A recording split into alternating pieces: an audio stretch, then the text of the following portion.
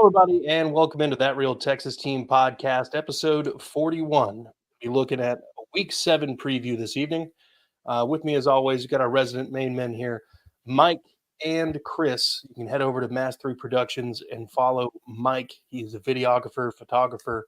So if you need any of those things, if you just like watching cool videos, head on over to Mike's channel.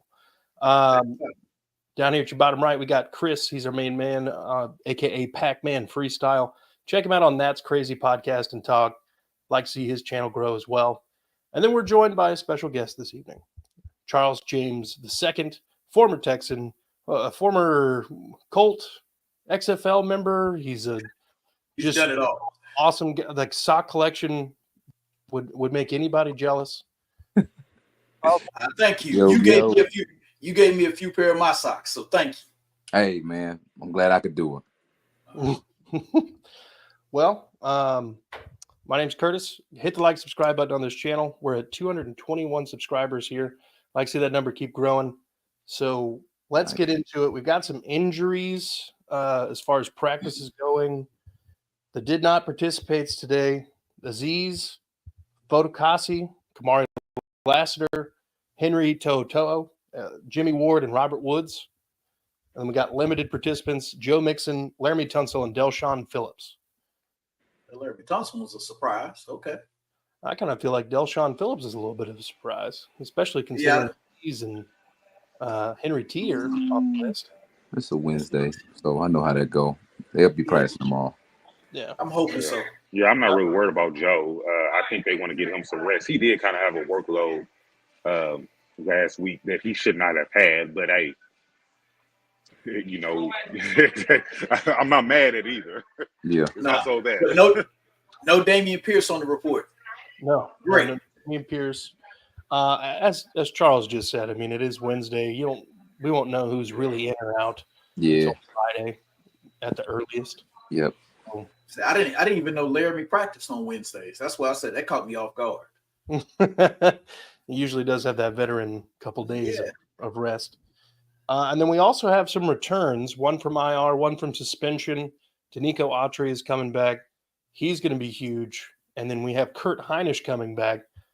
These two guys kind of play the same position at times, but Kurt Heinisch is definitely more of a run stopper, and Danico Autry can really kind of go anywhere you need him. So it's kind of like Chris Jones. Chris Jones can, like, you know, Chris Jones. I know he's a defensive tackle, but they'll put him on the outside. He come from anywhere, in my opinion. But yeah, I like that Danico Autry is coming back, especially because he can basically play all the positions on the line. Yeah. Basically. Oh yeah. This week. Especially because apparently everybody has a drug problem. Apparently, we just damn. We gonna touch that one, man. I thought we were gonna let that one go. No, we can't. We can't let that go. We can't let that go. We can't let that go. This ain't the 80s. This ain't the 80s. Oh God. Y'all seen The Last Dance? I feel you on that. All right. Well, look, let's ask some Charles questions. Charles, how do you feel so far about the way Kamari Lassiter's come in as a rookie? And he's been able to pretty well hold down the opposite corner spot from Derek Stingley. I was asked about him when they first drafted him, and I liked that kid. One thing's about he's physical, tough. He plays with that tenacity that you expect. It's a lot of guys, and I'm speaking from a ball player standpoint. It's a lot of guys that you see like, man, he looks the part, but they don't really play the part. He's one of those guys that look the part and he plays the part. I think him and Stingley is one of those tandems that, especially with the year that Stingley having, I made my top 5 young corners, and I was talking about, Surtain and Woolen and Witherspoon. Stingley is in my top 2, top 3. I love him. Kamari Lassiter is one of those guys he's gonna get that buzz, especially going into next year of like, hey man, like we really can't try this guy either. We can't throw his side either. You know what I mean? The way he attacks that ball, the way he comes up, I love the way he plays. Mike, you had a question? Yeah, like I said, like the farthest I ever made it was college ball. You made it to the professional level, but me playing receiver, you playing cornerback. What is the most difficult thing for a cornerback transitioning from college to the pros? And I'm more speaking of what was probably most difficult for Kamari. Man, these guys running these routes, man. In college, you're seeing so many different guys. You playing against different offenses, but it's only that's just like you got the kid Ryan Williams at Alabama. You got Isaiah Bond at Texas. You know what I mean? You got these guys, but it's only so many of those in college. It's over 100 some teams. So in a national football league, these 32 teams. You have like hot guys like at receiver. Okay, bam. You got Devontae Adams, who's now with the Jets. Bam, you got Justin Jefferson. You know what I mean? So when you see these guys week in, week out, and you're seeing the best, man, route running is particular. And that's one of those things like, man, I remember Steve Smith, this dude could run the same route 3 different ways. And it fucked me up so bad because I was like, wow, like you really can do this like that. These guys have a way of showing something in many different ways. And I think the biggest thing is adapting to that. Coming from college to the pros is big time. And I would say the thing that is Stingley's doing very well, man, is tracking that football. I love that in college when he was at LSU. I always thought he was a top guy when he came to that. But in the pros, he's doing the same damn thing. For him to be able to do that at that level, I don't think people understand how hard that is. Yeah, like I said, for me, coming as a receiver, I watched Stingley and I said, damn, that is terrifying. Because now he's gotten bigger, stronger, and faster. Yep. And he still has those same ball skills. Yep. Oh, I'm glad I'm too old for this shit. Jesus. Chris, you got a question? Yeah, I do have a question. So, how was it when you were going, we wouldn't mean different teams, just in general, how was it when you did get into the league? Just the experience. I'm just curious. I didn't play. The most I did was like middle school. I didn't play, but if I could have been professional or anything, it would have been basketball. Okay. But I always like to ask, because how was that? The lifestyle, was it when you got there? Was it like so much? Because it's different for different people. Right. I would say for me, man, it was everything that I dreamed of and everything I wanted to be, because it was my actual dream. Like, when you hear guys say, nah, man, that was my dream. That was my dream. If they're anything like me, man, I read the newspaper as a kid about going to the NFL. I went to the games. I wore my favorite player's jersey. I had a Barry Sanders jersey on. I had a Terrell Davis jersey on. I had a Champ Bailey. I had a Deion Sanders jersey. You know what I mean? So I was one of those ones who, like, I really dreamed of this. When I went to school, I wrote it down. I was raised my hand. Hey, that's what I want to be when I grow up. You know what I mean? I didn't want to be no doctor, no lawyer. I want to be a football player. I told my folks when I got to college, there ain't no plan B. Plan A is to play in the NFL. That's all I got. Shit, that's what I want to be. I don't want to hear nothing else. You know what I mean? Yeah. And when I got there, man, it was everything of the sort, man. And I think that's why I enjoyed it.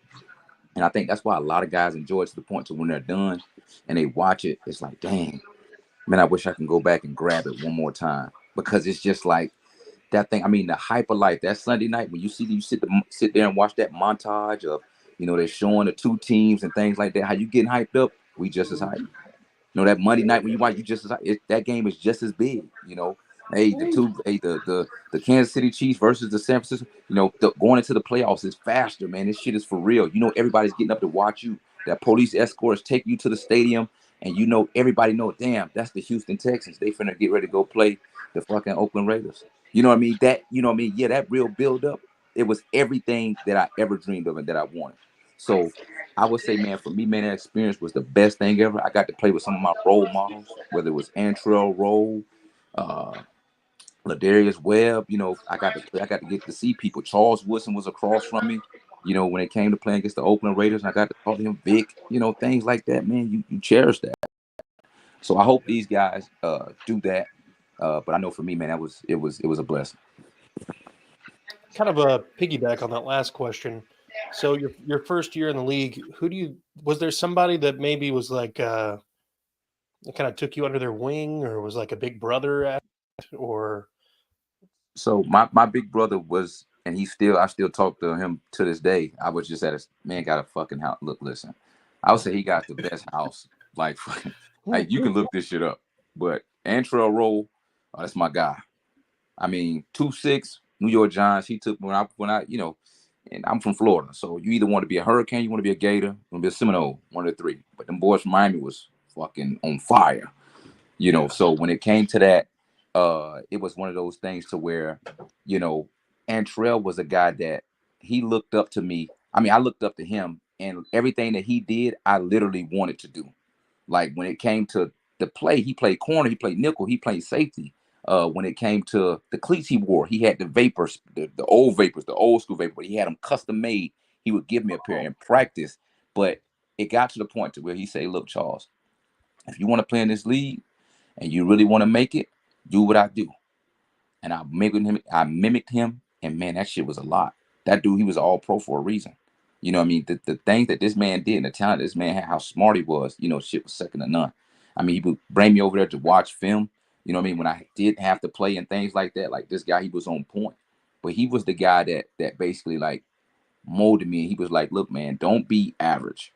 You know what I mean? The average is 2.5 years. Thank God I've made it to 5, 6 because we tell a joke now. I'm like, damn, I barely got it. It's like I got it. I barely made it. Fuck, I was almost average. But he was big time, man. Like I said, I was saying even in finances, he was the one slapped me in the back of the head and was like, "Look, man, invest in your 401k, invest in, save your money." And I didn't know what was going on back then. It was guys that, you hear about guys going broke and they have to do this and do that. And I was like, man, I don't know, what to do. But he was like, man, trust me, invest your money. I promise you, when it's time, you're gonna have it when you're done playing this game.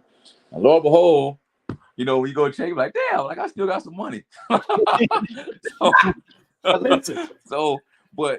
take it from him, man. He's one of the smartest players, and I'm so glad that God put him in my path, because without him, I don't know where I would have been, because I needed that big brother, you know what I mean, at that time.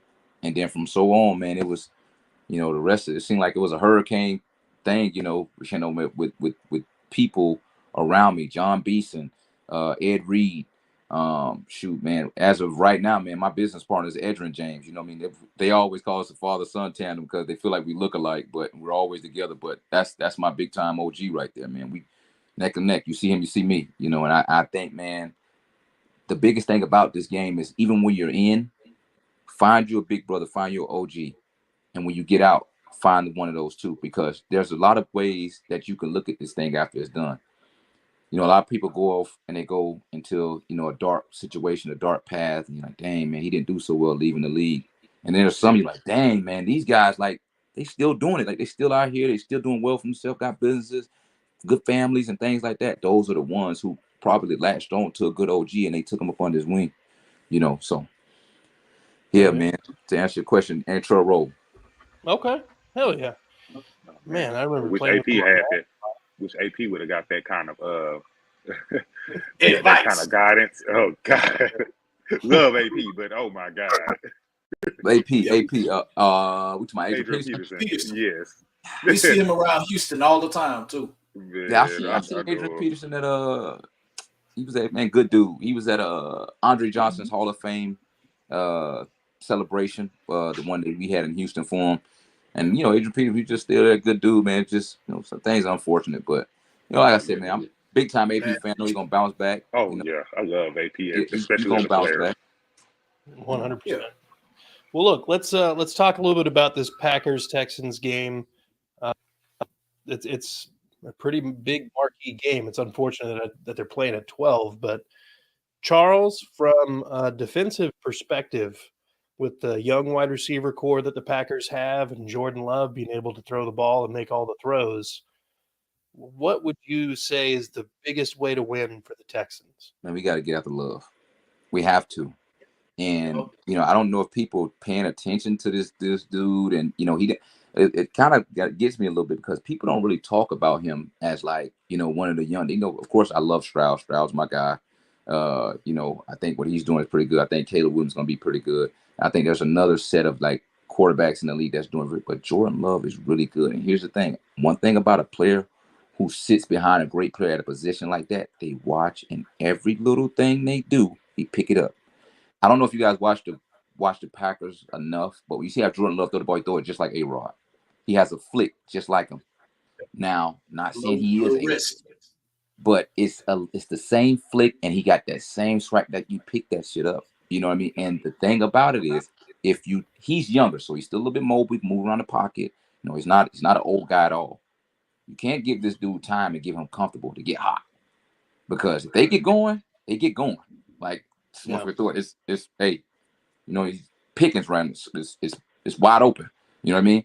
Kind of like how Stroud is. Stroud is the same way. Stroud get going, motherfucker's hot. I'm talking about it's on fire. So we have to get after Love. I would say give him different looks. Man, give him some of them pressures to where like he's just uncomfortable. He's getting hit after every play. I'm not saying late or anything, but we have to hit this dude and we have to get him uncomfortable. Because if we sit there and just play back, you know, we play a little man here and one robber, one rat, and not really sending no pressure thing, like, dude, gonna pick us apart. It's not meant for that. You have to send pressures at this dude. And I would say, of course, we have to stop the running game. Running game is big. Any team that can run the ball is a dangerous team. And that's why I feel like the Pittsburgh Steelers, they thrive, because they're always able to run the ball. And you wonder why Mike Tomlin doesn't have a losing record, because the dude is playing with the same scheme that he's been playing since Bill Cowher's been there. Run the ball, play defense. So we got to stop the run. You can't let them get going in the run game, because it's going to create run play action and then over the top. Ooh, chills. So my question as far as that goes, I am about that game. What do you think about their secondary? And I'm talking about the Packers secondary and what they might, because they do have a very good secondary. In my opinion, I think their secondary is pretty good. Al-Shaair's my favorite. He's my favorite, dude. Like he's my favorite for his swagger, that confidence, shit talk. Like that's the part of the game that I miss. That's the part of the game that I miss. That's the part of the game that I love. When this friendly thing, when it comes to, you know, everybody's being friendly and we're trading jerseys and all that shit. Like, man, go head on. Man, look, me and Dez Bryant, boys to this day.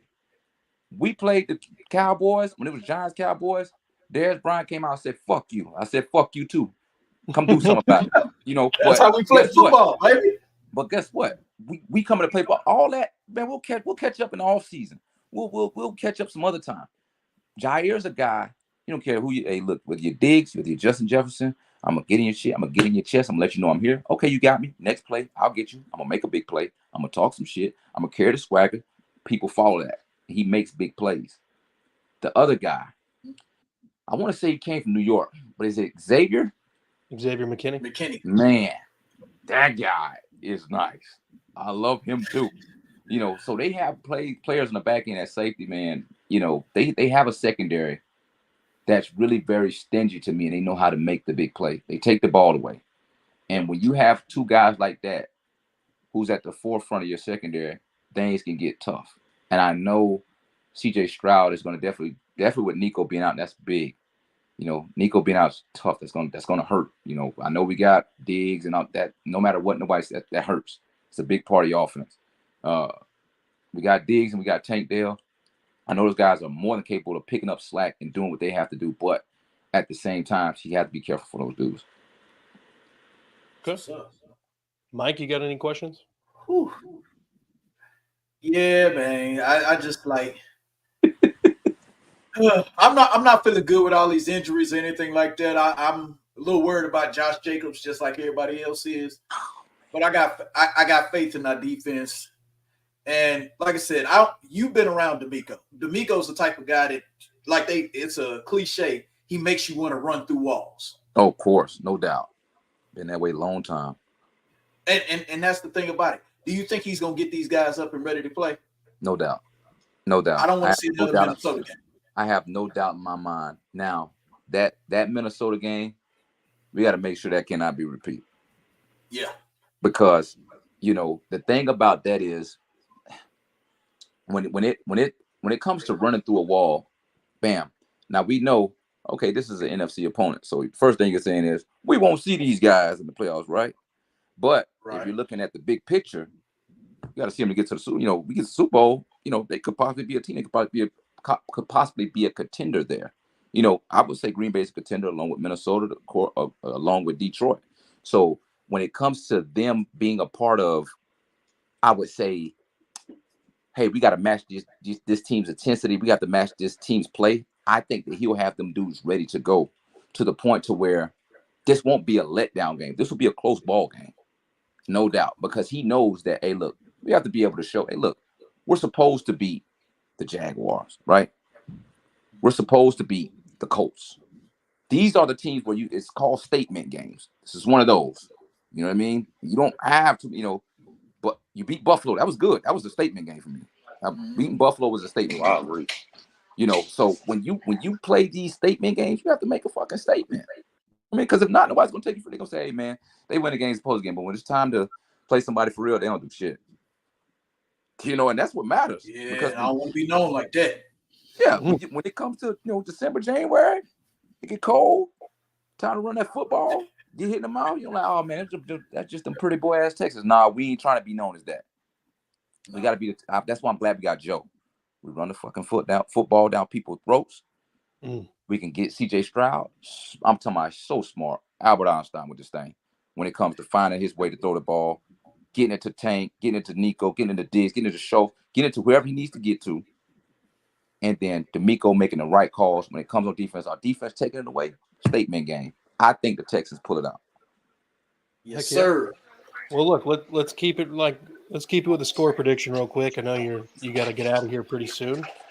So the over/under on this game is 47.5 points. The Packers are favored by 2.5. What would you say your score prediction is? Yeah, they're at home. That's because they're at home.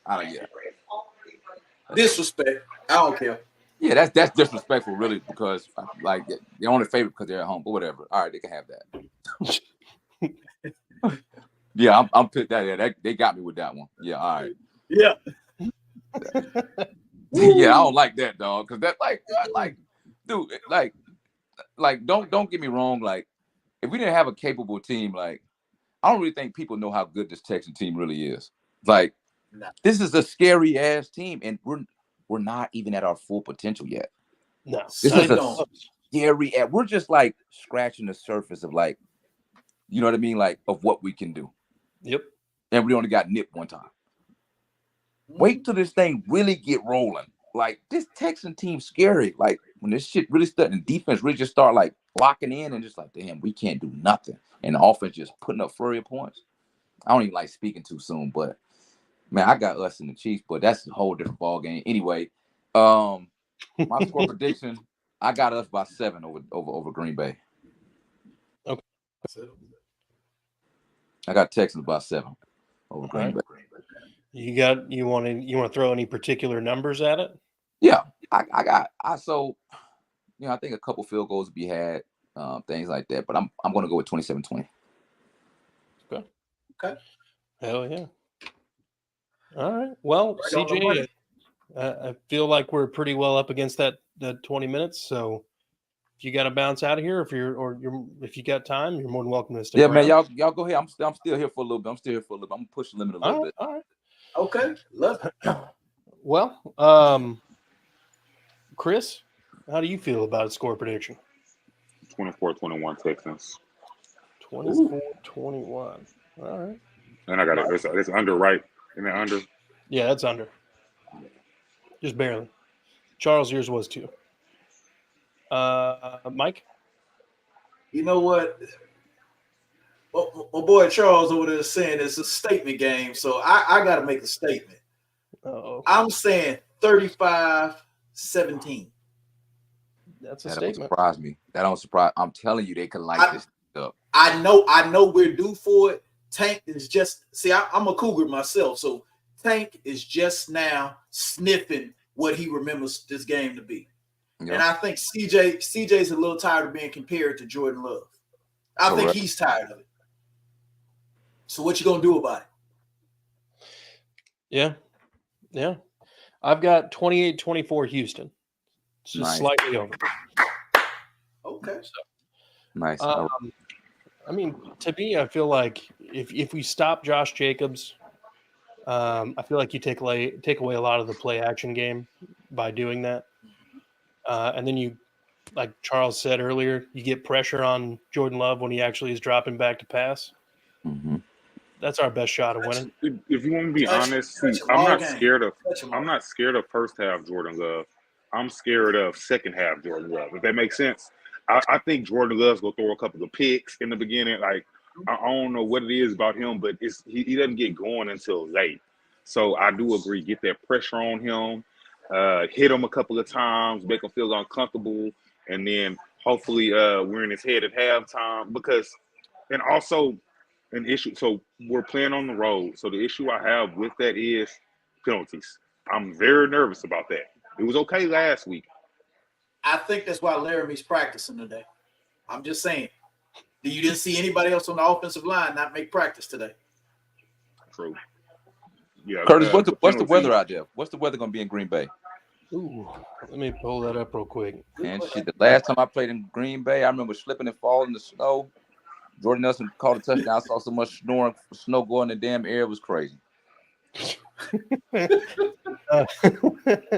man, Lord have mercy. Aaron Rodgers was like, dog, and that's my boy. He's like, bro, I can't believe you fell. I'm like, fuck you.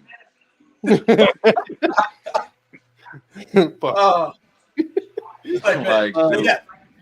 got to find the film proof of it. It never happened. It's up there. It's supposed to be 50 and rainy. Oh, okay, shit. So that might be an issue. Yeah, you saw what happened in New York last year with the Jets. Hey, don't bring it up. I have to because you have to bring up the past to build on the future. You have to, and now I'm not really worried about CJ. We didn't see him slip and throw the ball on his back apparently. So I'm not really worried about him. It's the other guys, and we are a warm weather team. I don't care who played in Ohio State. You ain't playing in Ohio State right now. You're playing in Houston where it's hot and you adapt it. And which is why if we stay playing the way we are, this is the time to take advantage of games like these. Win a game like this. Before we get to that cold weather time, because you don't want I don't like to say it like this, great team, but I don't want to have to go play nowhere cold when it's playoff time. I'm telling you, that is not what you wanted. We played fucking Green Bay in December, I think. That'd be December. Dude, it was a blizzard. We played in a blizzard. Like, look it up. You find it. Hey, look. Exactly. 2016, you look it up. Texans versus Packers, we played in a blizzard, damn. I'm like, dog. It was cold as hell. I'm like, man, I'm ready. Like, this shit here is crazy. Motherfucker was like, man, we ready to go home. The jacket's over there. Because it's real life. Like, dude, that's not football weather. And guess what? I tried to psych myself out, came out with no shirt on, and look it up. No shirt on, all that shit. And I was like, I actually remember that. I'm like, man, this is crazy. But when that type of game like that, rainy, I say run the ball. Man, get Joe Mixon the ball. I'm kind of sad we gave away Cam Akers. I don't know why we did that, but whatever. But give Joe Mixon the ball. Let him run it. Because that's going to be, if it's a rainy game, you know what I mean? You don't really want to keep putting the ball in the air like that. Drops, all that shit, start happening. But, man, give it. No jet sweeps. Sweeps. Ground and pound. When's the trade deadline? November 5th. That's the only reason I was thinking about why they got rid of Cam Akers, because of the picks they got. You never know what they might try to do. I'm not saying they need to or anything, but they might try to do something at the trade deadline. That's the only reason I can think of. I don't know what they were trying, because you have all your internet coaches and GMs. I saw something earlier today, and it made me so mad. Why don't we go after Quentin Williams? So the Jets didn't just go get Devontae Adams. So you think they're gonna give away Quentin Williams? He couldn't fit in our cap anyway. But I'm just saying. I'm just using it as an example. I'm just using it as an example. Yeah. Like what kind of nonsense is that? They're literally talking about people that y'all don't realize how much money we got tied in right now to the players we already have. Yeah, I don't think anybody, actually. I don't think they're gonna grab anybody. I think they may get some picks, but for as drafting, I mean, because there's not really a specific, I would say, need at this point. You can't say we need receiver. I mean, dude, our backup receiver, we got a start running back, got a quarterback. You got corners. You know what I mean? We could do it what we got. I feel like on the D line for now. And in the front seven. So it's not a real need. Yeah, I agree. Not a permanent need. It's a temporary, maybe for a week. Right. Yeah. Yeah. I mean, until Lassiter gets back, I feel a little iffy about cornerback 2. Where the hell is Jeff? Where's Jeff? Jeff's been hurt, I think. I don't know where the hell he's been at. I'm not even trying to be fair. Has he even played? I don't remember seeing him on the field. Played snaps week 1, I think. Jeff Okuda. Yeah, he's hurt. Yeah. He's hurt. He has to be hurt, but I don't even remember seeing him play. Yeah, Jeff's hurt. Yeah. I forgot how long he's out for, but he's out for a second. Yeah, he hurt. Well, they keep talking about he's eligible to come back off of IR, but God damn it. Well, you're only got a limited number of those guys. I don't think he needs to play though. No. I mean, I'm good with right Lassiter. now. I'm good with Lassiter when he's on the field, but Lassiter ain't on the field right now. That is true. That's the only reason I'm asking about Jeff. Other than that, I thought Jeff was gonna get cut. I'm just being honest. I thought it was a possibility. Well, I know last week we had D'Angelo Ross out there, and for whatever reason, the Patriots didn't even try to put it with him, which is kind of inexplicable. I mean, he's been a career backup. In any world, you get that kind of opportunity against your wide receiver 1 or wide receiver 2. You're going to try that a few times. But for whatever reason, that just didn't seem to be in the Patriots' game plan. If it's Ross again this week, I can definitely see Matt LaFleur and Love challenging that matchup anytime. Yeah, they're gonna test it. Yeah, they definitely gonna test it. Definitely gonna test it. They're not gonna try Stingley like that. And the tricky thing about them is they don't. I mean, you can say it, but they don't really have a real number 1. So they got Romeo Dobbs and they got Christian Watson, but they don't have a true number 1. So it's like they got a bunch of twos. Yep, right? And they're gonna run around with them. They're gonna run around with the 2 that we got. We're gonna do our thing.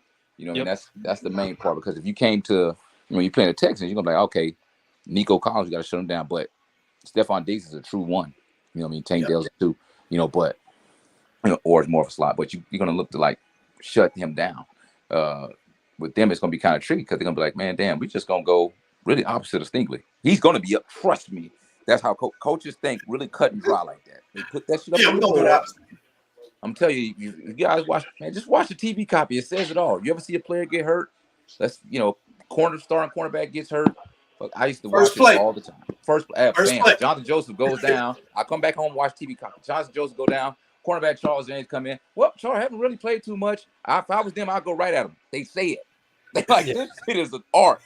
Okay, so they're gonna look right at Ross and say, "Hey, look, we know about 24 of them. We know about Stingley.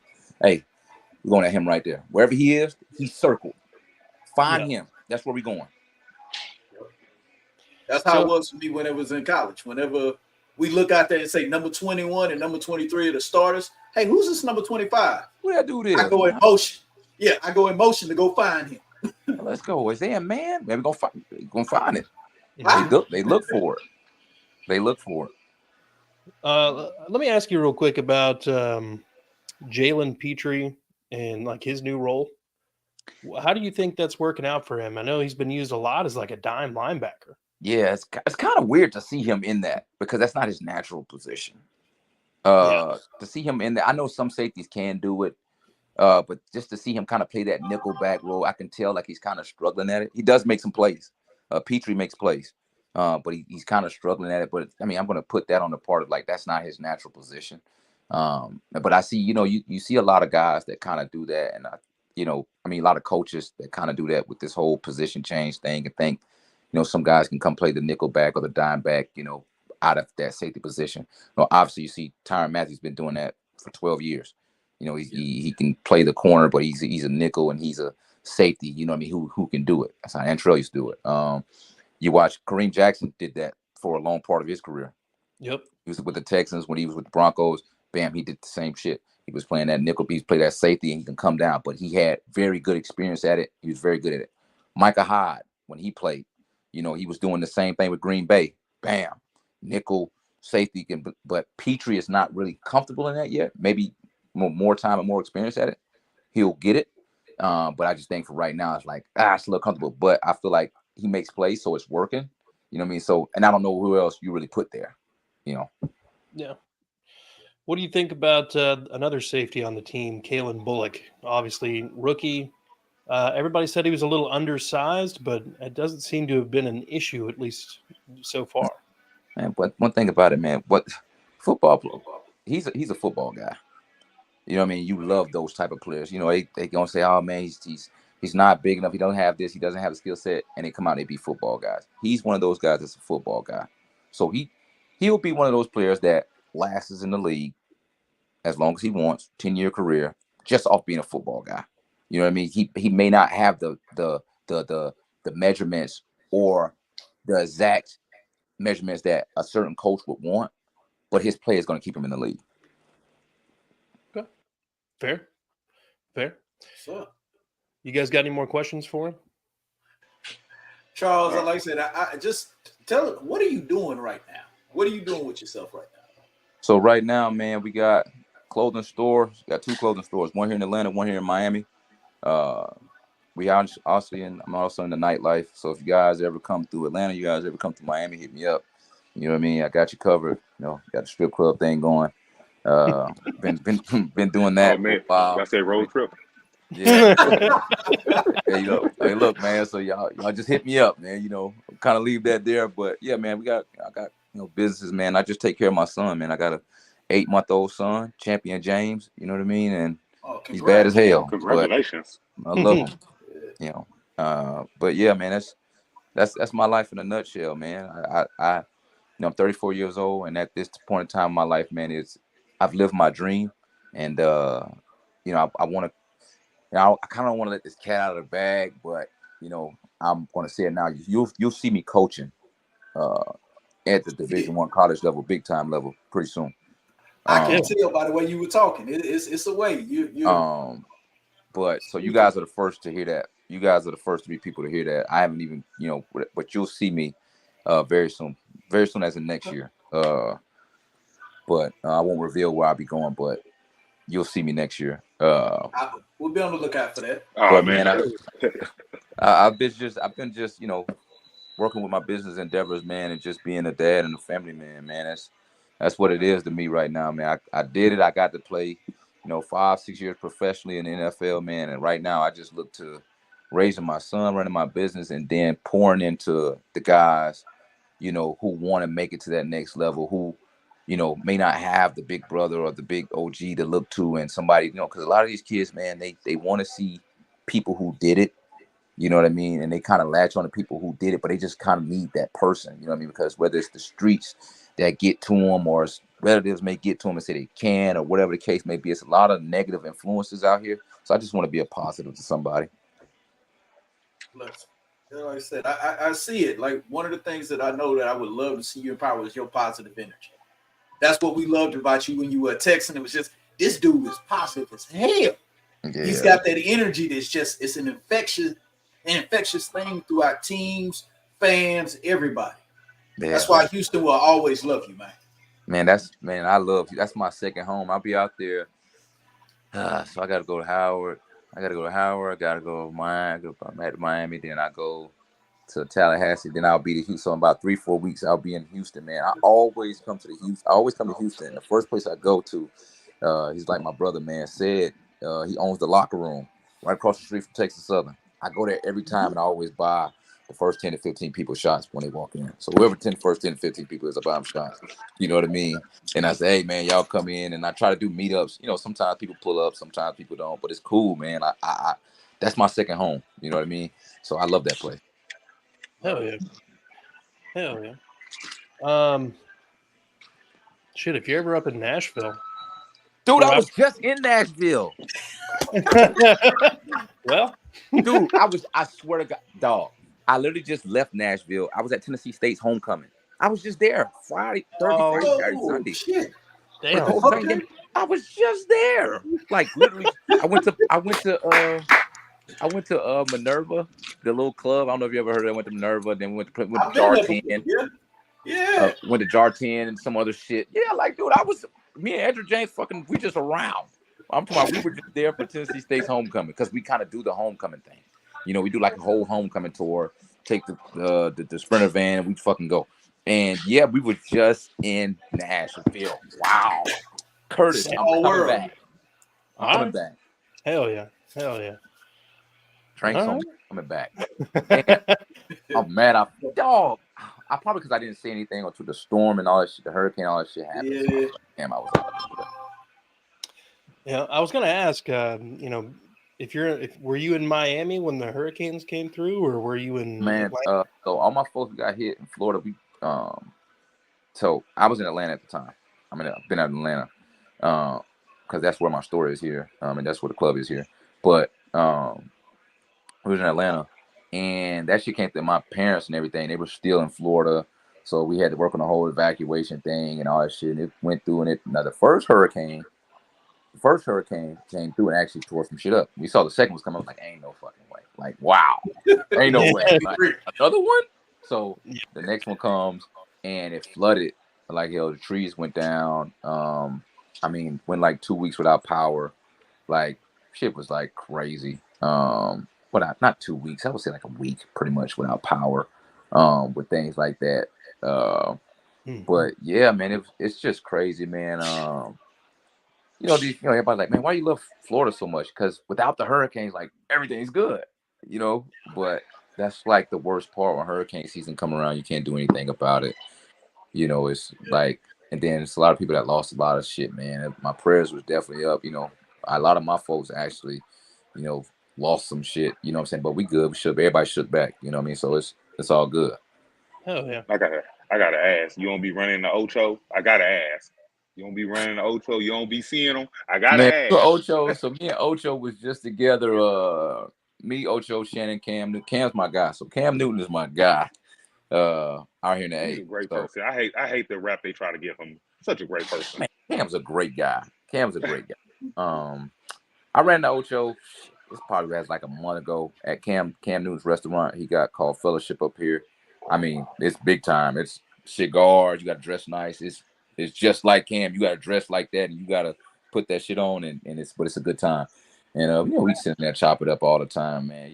Ocho, we hang, outside of the internet and stuff like that. Him, Cam, Dez is another cool person, man. We always kind of keep that, I guess that connection. You know what I mean? Where we all hang out. You know what I mean? Because even though we're all not playing anymore and things like that, man, we always check up on each other. Kids, everybody got kids, play the video game, stuff like that, man. So it's all good. Oh yeah, I just had to ask. You say Miami, and I Yeah, already man. watched their show, and We run I each other love all the Ocho. So I Yeah. love Ocho. I love Shannon too, but I really love Ocho. Yeah, man. We always in the same. Whether it's Vegas, Vegas, Atlanta, Houston, Miami, Orlando, man, you name it. We always link up. He'll tell, hey man, where you at? I'm here at such and such. Oh shit, you in Houston? I'm in Houston too. Fucking, hey man, let's get up. But we kind of all do that. Nice. Lovely. Hell yeah. So, who's the hardest person to play in Madden? Man, Dez is a cheater, dude. Don't play it. Like we played. I think I got the picture. Like we played a while ago. Well, I want to say a while. It had to be recently, as in like a few weeks ago. And we started playing for like 1:00 in the morning. Dude, the score was like 75-60. But this dude just picked the Chiefs and throw the ball up and I'm like, dog, I'm not gonna play this shit the whole time with you playing like this. Like, you play a kid, you're like, yeah, don't cry now. Like, I'm like, you know what? All right, fuck that. Okay, get on NCAA. Let's see you try this shit. Yep. Don't work on them. But Dez is pretty nice, man. At it. Who else is pretty good? Man, Kyler Murray is pretty good. He used to be really good actually, but that's before his whole. I don't know how good he is now. He used to be really good, but Dez is good right now. I would say. Ocho's terrible. Cam Newton is good. Cam Newton is very good. He played with the Chicago Bears. He does like the little glitchiest formation ever. Like me and him we play like 20 times. Like he always posts on his Twitch and his YouTube. And he finally won last time, and it was like the best shit ever. Like he finally. I'm like, dude, out of 15 times straight, you finally won. Like he posting this shit everywhere. He gonna live that one. And that one time. But he's another guy who who's doing well for herself, man. Restaurants and I always take a chance to big up people, man. He's you know, he's got his son playing ball, got his restaurant going. He's just got the job at First Take, man. That's what's up. You know what I mean? Man, I see Dez doing big things with Fanatics. Like, you know, I'm shout out to all the guys who still doing it and doing it big, man. You know, gotta love those guys. Love to hear about that brotherhood. For me, like I can wait till like to try 25. You say what now? I said it took Cam 15 tries, so what's it gonna take me, like 30? Yeah, definitely. I mean, the dude, what you have to when you get a chance, man, go type in Cam Newton on YouTube.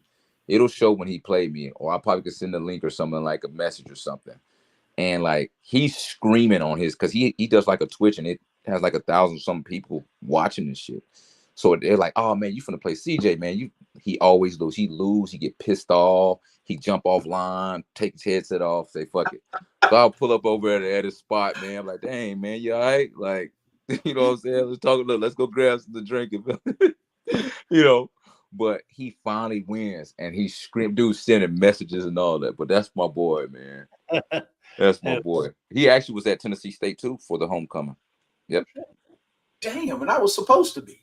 So that's why it's like, yeah, man. He was there. I think he's gonna pull up to Howard. He texted me a couple hours ago. I think he's gonna pull up to Howard. So we may all be there. Damn, squadding up. Yeah, man. Isn't that where they were just at for First Take? Last week? Yep. At Tennessee State, they was doing First Take. Oh, it was Tennessee State. Oh, okay. Mm-hmm. No, Howard was a couple of weeks before then. I didn't watch the one with Cam on there. I didn't get a chance to see it, but I'm usually on sports all day. So Kurt, you in Nashville. Mike, where you at? I'm out in Houston, Waller. You in Houston, Pac-Man, where you at? I'm in Houston. Man, I'm not in Houston right now, but I'm in Houston. All right, so like I say, in about, man, I want to say 3-4 weeks, Kurt, if you can make it, man. Like I said, I'm gonna give you a date where I'm gonna fully, like, I'll be there. Like I'll for sure be there. It won't be like, oh man, I missed. I'll for sure be there. I want y'all guys to pull up, man. We hang out. We can fucking shoot a podcast outside. You know what I mean? Or you know, just have drinks and pull up, and we can watch this shit. We can live shoot the game, whatever. You know what I mean? You know, I wouldn't mind doing that because, like I say, the Texans to me means way more than what, you know, a lot of people, you know, think. Man, I still talk to Hannah, Kyle, like those guys. Like I still talk to, like, you know, on a day-to-day, week-to-week basis. You know what I mean? Everybody inside that organization, like I'm still friends with, things like that.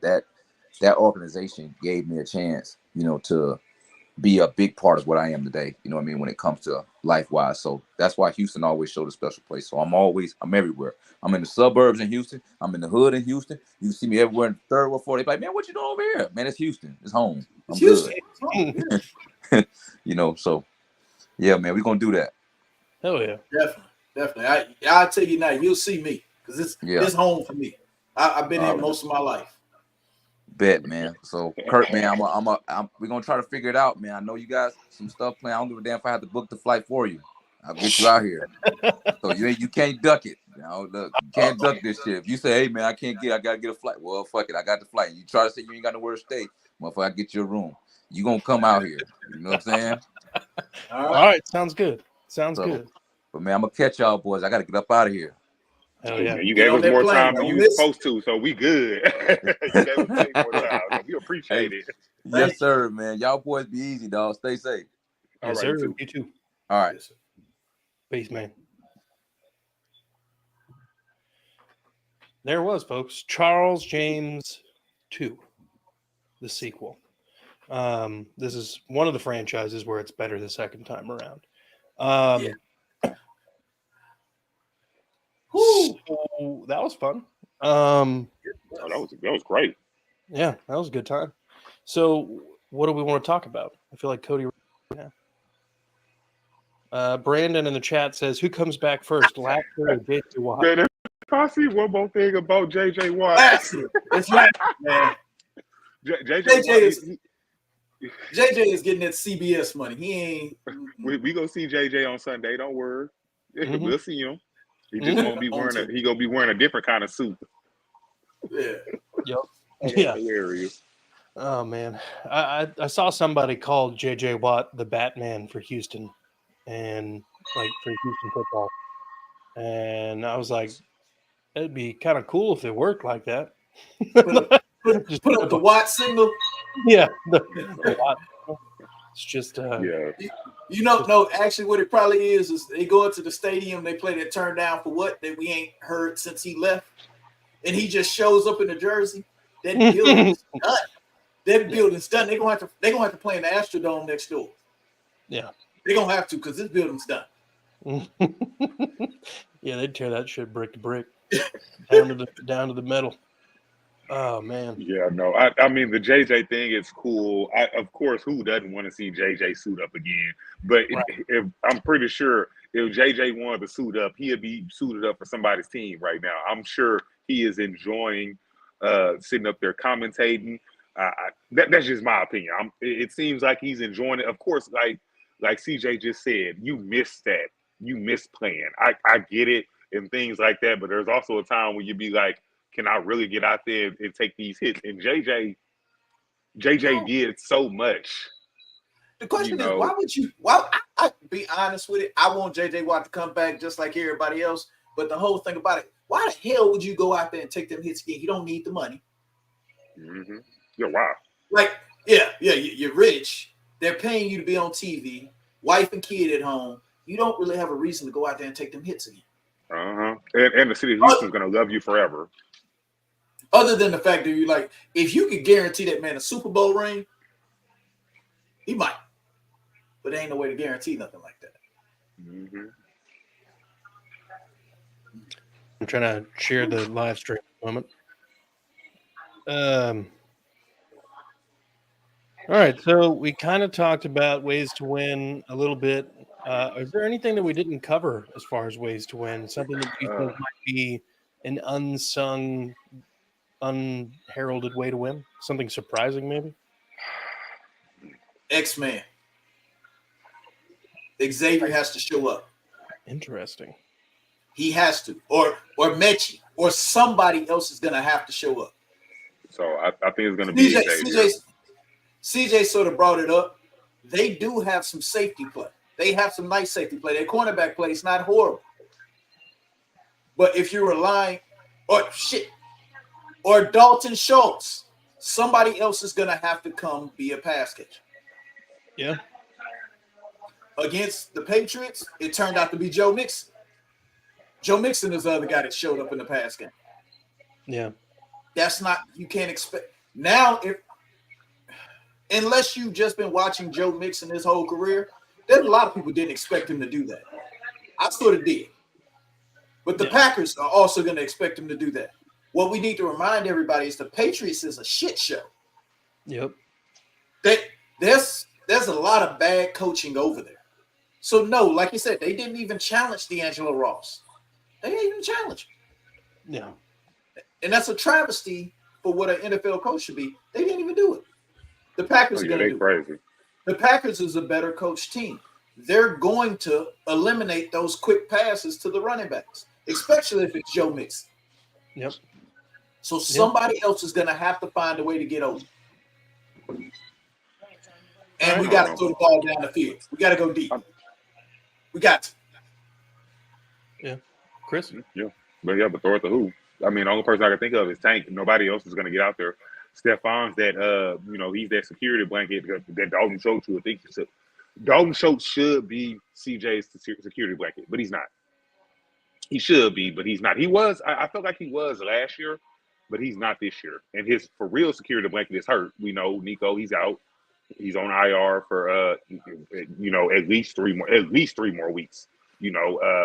Hoping, and we're just saying at least, I'm hoping that it's just the 3 weeks and he's able to come back. But we never know. He has a soft tissue injury, so I get that. But like I say, I think like CJ said earlier, run the ball. Run the ball. It's going to be raining. Run the ball. Joe Mixon, Dameon Pierce. If we lose by running the ball, I'm okay with that. But don't say that too loud. Slow it, might hear you. God, he might hear you. Okay, so my thing. So real quick, since you brought him up, since you brought Slowick up, okay, so what do you guys think? Do you guys think that his play, because obviously people are going to adjust, but I think with the addition, like we get in, with the new additions we got Stephon Diggs, we got Joe Mixon. I feel like he changed up a lot of his play calling from what he had last year. Like I mean, besides those incredible 70-yard passes that he throws, that CJ throws to Nico for touchdowns every once in a while. Like, I feel like his play calling is a lot different this year. I don't know if he's trying to fool defenses this year. It ain't Because I working. feel like if it ain't broke, don't fix it. Until they stop it, don't change it. I think you can't necessarily run the exact same thing year to year and expect, nobody to catch on. So I think that's part of it. But I also think that there's got to be some level of, he's got all these mouths to feed now and personalities and everything else. And you've got to design plays to get Joe Mixon going. You've got to design plays to get, Tank Dell touches. Sometimes it's a jet sweep, unfortunately. But and it's so annoying. I know. But I think another big thing that most offensive coordinators try to do is you want to make every play look as similar to the previous play or anything else. You just want everybody to think you're doing one thing all the time and then do 1,000 different things. Kind of like how CJ was talking about Steve Smith running routes, and he could run the same route 3 different ways, and you couldn't tell which one it was going to be.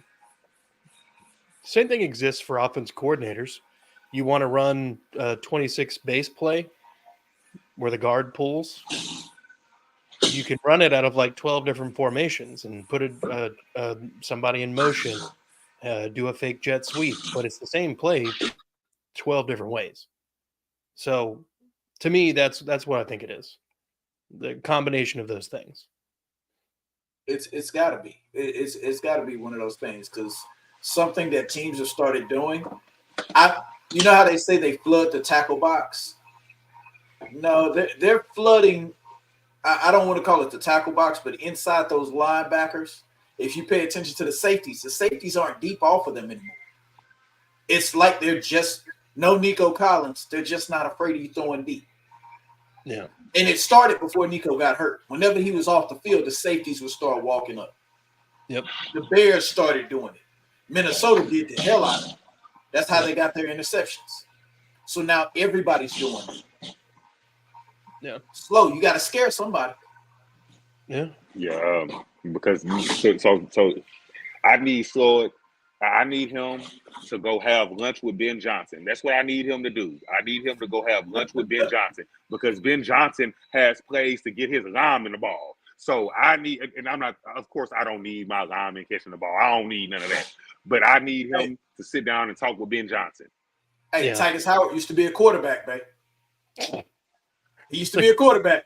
Old right tackle pass. Who saw that? Yeah, like I say, that's just how I feel about that. Valid. I feel that's a valid concern. I mean, there's been several weeks this year where it seemed like Bobby Slowick's play calling was definitely subpar.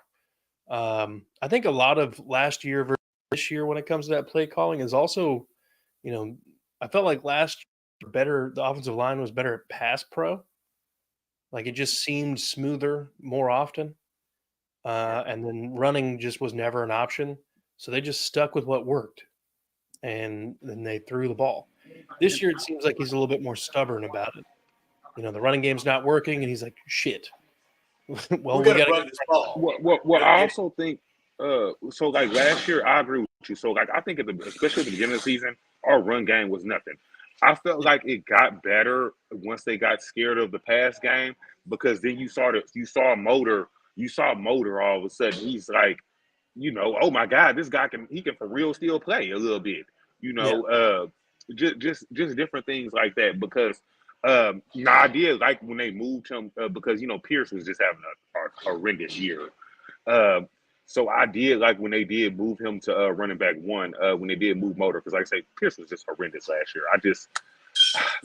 I don't want to say it like that, but yesterday was not yesterday. Sunday's game was the first day we saw Pierce do anything in over a year. the reason we saw both of them doing that was because Slowick changed the blocking scheme for one game. Yeah. And all of a sudden, there's holes. They're hitting them full speed.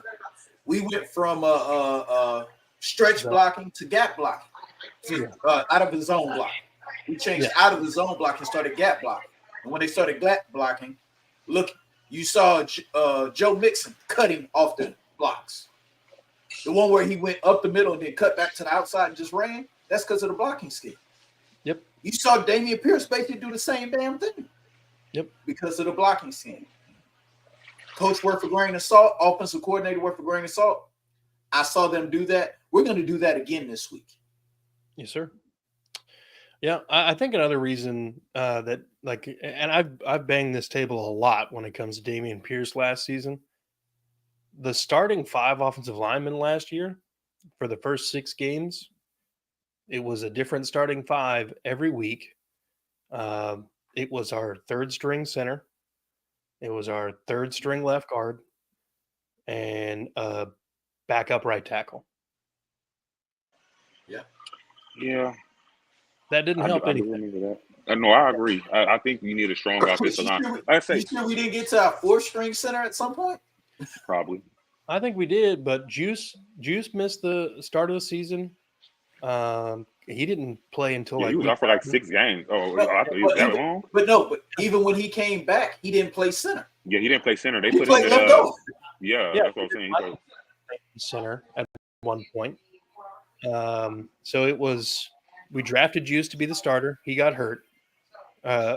We drafted him to be the starter, but we had Scott Quesenberry already, who just obliterated his knee. And then Juice got hurt. Jarrett Patterson got hurt, or he was already playing at guard. He's the backup, the 3rd string center. And then Dieter came in. Yeah, so we made 4 strings. Yeah. So, I mean, there was not a lot of offensive line consistency early on, and you could tell that based on the Texans' record last year. I mean, we were, 2-3 that first 5 weeks? Beating Jacksonville and I think the Steelers. Yeah. So, I mean, it's not like we were playing great football then, but once the offensive line had the same dudes coming, same dudes on the field. A couple weeks. Yeah. A couple weeks, things got a little better. Titus showed up for the Steelers game. That was his first of the year, and then he was playing guard because George Fant was playing to Titus Howard's level, if not slightly better, at right tackle. Oh, man, I forgot all about George Fant. Yep. So, I mean, that made – he got paid. He got paid. Yeah. So, I mean, there was a lot of offensive line inconsistency that I think Slowick had to account for, and then he had to play to the offensive line's strengths after he realized the run game was not going to be anything. Dameon Pierce's game this past Sunday was the first game in almost 2 years where he went over 60 yards rushing. But it also might, like you said, it might be the first game he's had in 2 years with a consistent starting offensive line. Yeah. I didn't even think about that till you said it. It was bad. Because the year before his rookie year, when he almost went for 1,000 yards, he had the same starting offensive line pretty much the whole damn year. Yeah. They weren't great, but it was all the same guys. Correct. Until Kenyon got hurt late in the year. And then can't remember who we had backing him up, but it was like McCray, I think. And we had AJ Cann. Oh, yep. So, I mean, the consistency alone is a big factor. And then I think, Slowick having to play to their strengths kind of greatly hindered what he wanted to do and was capable of doing. And then CJ Stroud was playing fucking lights out. So, you got to play the body. Why run the ball when you got a guy throwing the ball like that? Oh no, I agree. I won't. I don't know. Like I say, the only way we lose this game is we beat ourselves, and like I said, a lot. Like I know we got blowed out by Minnesota, but we still had 12 penalties. like 12 penalties is ridiculous, and it doesn't help. When we're driving down the field and we're in field goal range, and we got a crazy false. So Minnesota, what they had, that was the game they had 4 in a row, 3 or 4 in a row, right? Like on that one drive, like we can't have that, and that's what scares me about them going on the road, because I swear they act like they don't know what a snap count is anymore. It's just ridiculous, and Right. At least we're not the Jets. It's true. That is something I would agree with you, because I don't think they got any better. I mean, they got a touchdown better, maybe, but I don't think they got any better. And even though I know this how I think the Jets fired the wrong person. No, yeah, Saleh hadn't even been calling defense. And what the thing they said about Robert Saleh, part of the reason he got let go is because he wanted to get rid of the offensive coordinator. So once they put in an interim coach, the first thing he did was get rid of the offensive coordinator. I was like, huh. Yep. Nathaniel Hackett has already proved he's an idiot. Yeah. And then, now they got Todd Downing calling the offensive play calls. So they got some a little better. Weird offensive coordinator choices up there right now. It's like that Robert Patricia offensive coordinator thing. Oh my God. I ain't forgot that to this day. No, defensive guy calling offense. See, but Andy Reid's done shit like that. He had this I can't remember his name. He was like a defensive line coach that he turned into his offensive coordinator. Mm-hmm. And it didn't really mean much because Andy Reid called plays, but the offense, so he fired the guy. Well, see, the craziest thing about it is the Texans did the same thing. Bill O'Brien. Remember Tim Kelly? Yep. He was a defensive line coach. Oh, yeah. And now he's offensive coordinator. Yeah, but Bill called the plays, right? Yeah. Tim Kelly did. Tim Kelly did for the play calling duties to Tim. I didn't know that. I thought Bill called the plays. He called plays, but he turned over the play calling duties maybe like the second year Tim was there.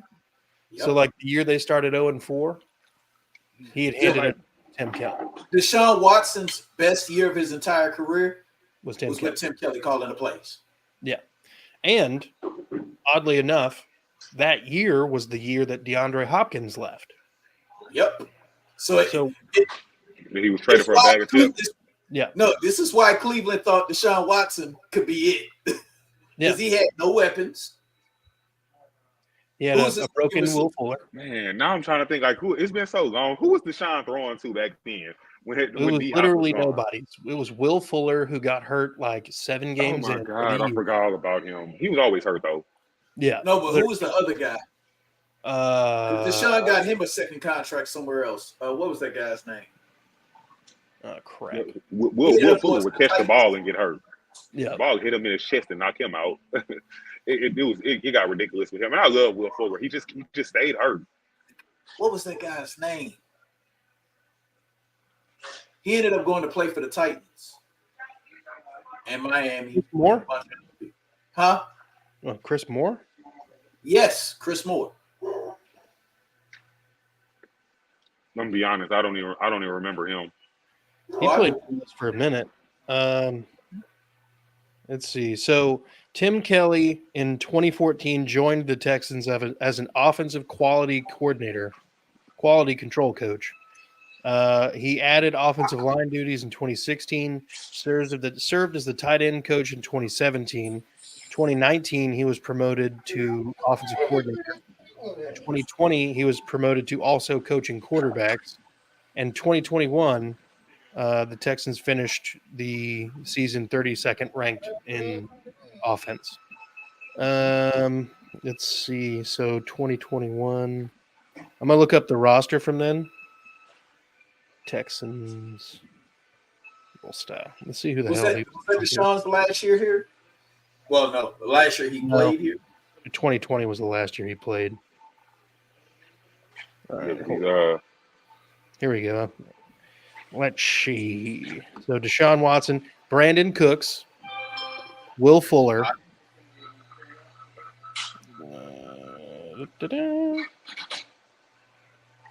Organized mob. Kenny Stills, Stephen Mitchell, Chad Hansen, Kiki QT. Oh, I forgot about him. Yeah, I know. Randall Cobb for a second, and DeAndre Carter. But before Aaron Rodgers summoned him back. Yeah. Yeah. I'm sorry, but I could make Aaron Rodgers jokes for days right now. Nah, but just don't sit in a dark room. And do ayahuasca in a dark room. You guys remember Scotty Phillips? Yes, I do. Dude, I thought he was going to be the next Ian Foster. Coming out of Ole Miss, undrafted. I was like, it's all there for him. He had like that one, like that preseason, he was killing it. Man, I thought he was going to be the dude. Arian Foster was just so graceful when he ran the ball. It's like he floated. I don't know if that makes sense, but it's like he floated. You know how they talk about Isaiah Pacheco? He runs like he's mad at the ground. Yeah. It just, I don't know. It's like he had rollerblades on or something. It just like floated through. No, you're right. There's never been another running back like him since then either. Yeah, I've never seen him run like that. He modeled his entire game after Marcus Allen, though. Yes, and that's who it looked like. Yeah.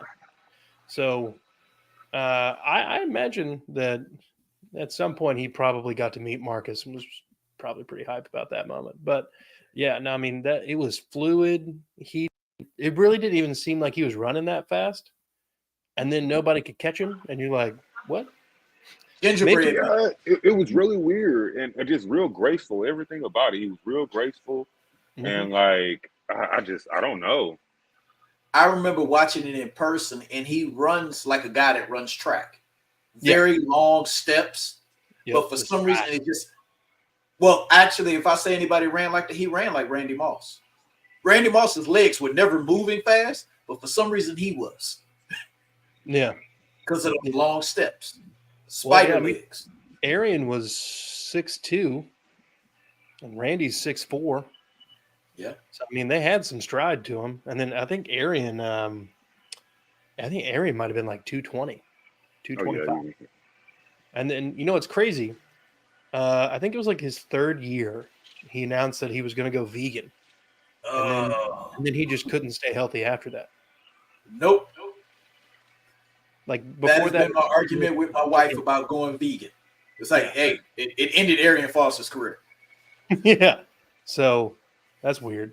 But have you guys ever seen that video of Brian Cushing and Arian Foster on the sidelines talking to each other about like what he's thinking about when he's running? And Brian Cushing's like, so what do you like? You running down the field? What are you thinking of? He's like, man, I'm writing poetry. He's like, so you be running down the field thinking about haikus and shit? That sounds like a Kush line. Yeah. Yeah. Oh man. Oh God. I miss Brian Cushing. Yeah, I do miss that guy. Well, do you remember he got in trouble for steroids? His rookie year. I mean, to be honest, he looked like he took steroids though. Yeah. Like I'm not trying to be funny, but the way, come on, man, the man was out there with like broken noses, and it was kind of getting crazy with him. Yeah. Well, he was literally all used to be. Yeah. But he became like a linebackers coach for the Raiders, and then a couple of the Raiders players got popped for peds. And I was like, Brian, can you rub it off on these dudes, huh? Oh man. It was somewhere else after the Raiders. He ended up being like the weightlifting coach or something for an NFL team. I was like, this is the guy you want? Mm-hmm. Yeah. See, I hope that D'Amico would bring him in, honestly, because D'Amico's not going to let that shit fly. But they worked together pretty well back in the day. He was there D'Amico's first year. He was one of the guys that was brought to practice like Jonathan Joseph. Now, I didn't know if that was maybe because he wanted to coach or whether they just bringing back Texans legends. Yeah. I mean, shit, I think Cush actually took D'Amico's record for most in Texans history. And I think he still has the record, doesn't he? Yeah, I don't think we've had anybody that's been a linebacker for us that long. And like basically since Cushing left. Yeah. We haven't really Cushing and D'Amico, we had them for we we had those guys for so long when we did have them. Now Yeah. we're just come on. Now we got a fresh set of linebackers now. Christian Harris ain't even played yet this year, That's what I'm saying. so we can't even say that he's our linebacker. He ain't even played yet this year. Yep. What's his Toho second year? Yep. Also, that's like I said. These are all our linebackers. They're all new. With Al-Shaair, he's linebacker, right? Yep. He's even new to us. Yeah. My point exactly. Like, the last couple of years, I've been having to figure out new names because we're always we're not even going to say linebackers, just different players all over the board. Especially since Deshaun left, like it's been obviously it's been a shit show, but that's besides the point. Yeah. I mean, well, there's always Neville Hewitt. Yeah. He's been here like 4 years now. Yeah, it's true. Jake Hanson's been here for a little bit, but I mean, I thought Zach Cunningham was going to be here for a while. I'm surprised he's still in the NFL. I don't think he's on anybody's team right now. I think he's on. I don't think he is either. But, did Philly get rid of him finally? Yeah, they. I don't think he was on Philly very long, just like the 1 year. And that's even if he played the whole season. I'm not even sure. I don't think he did. I'm trying to think of other linebackers that we added over the years that, were in theory going to be something.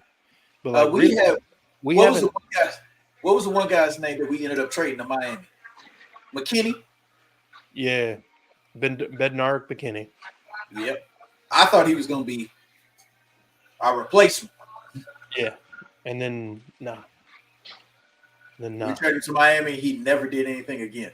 I think he played like 2 games for them and never played again. Yep. We got more out of Kenny Stills than they got out of that guy. Oh yeah, I forgot we got him too. But said we've had so many 1-year players that I forget that we even had them. We had Brandon Cooks for 2 years. Like I'm gonna forget we had him after a while. Oh, and by the way, Brandon Cooks is also a reason we got CJ. I mean, because I still don't know if they would have actually picked CJ. So we're going to assume that they were going to pick Bryce Young. Brandon Cooks did catch that touchdown pass. We got to remember that. He did catch that touchdown pass at the end of the game. No, that was Jordan Akins. That was Jordan Akins. Oh, it was Jordan Akins? Against the Colts? Yeah, that was Jordan Akins. Akins. I thought Brandon Cooks caught that touchdown pass. I think he still had a really great game. No, hold on, let me look. I think he caught the 2-point conversion after that. Okay, because I felt like he had like a whole attitude, and now look, you're on the team because there was something they didn't want him to play or something. But that's besides the point. Now you're on a team. All you did was win 4 hours north, and now look at you. You're on a team that's always gonna be out. They might not even make the playoffs this year. Yep. Brandon Cooks is never gonna be a guy that I remember fondly because he was an Easterby guy. Yeah, he got upset when Easterby got fired. Yeah, I was like, bruh. The writing was on the wall 3 years ago that Easterby needed to be fired. Yeah. Yeah, that Easterby thing. But you see the moment he was gone, the difference, the difference, like the whole, just everything is different. The fans, everything is different. Easterby's gone. You got, and to be honest, I actually was very fond of Bill O'Brien when he first came in. I didn't think he was the greatest coach, and I also thought that my whole thing is I felt like he tried to bring the Patriots way in. I said this before, and I'll say this again. Bill O'Brien was actually a good NFL coach. He was a horrible general manager. But as a coach, he's already proved. Look what Boston College is doing with him as a coach. Mm-hmm. Yeah. Look what he did at Penn State. And look what New England's offense looks like without him. Yeah, or Alabama's offense for that matter. Yeah, all of them. Yeah. Everywhere he goes, they're good the year he's there, but the minute they're gone, it's like they fall off a cliff. Yeah. Well, look, I think this is a good spot to go ahead and wrap it up, gentlemen. We're pushing an hour 20 here, so that's hype. We got 9 people watching, folks. I want to thank you all for watching. We're going to have more people watch, obviously, when it's all said and done. But Mike, Chris, Chris, I want to thank you for taking time out of your evenings to come on and talk Texans ball. Charles, if you're listening, thank you for coming on today. We love you. Head over to That's Crazy Podcast. Like, subscribe, hit the notification bell over there. Head on up to Mass 3 Productions on YouTube. Do the exact same service for Mike. Like, subscribe, notification bell, and then do the same thing here. We're at 221, and when it comes to subscribers on this channel, I like to see that number keep escalating. Like, subscribe, notification bells, but most of all, be good people and go Texans. Okay.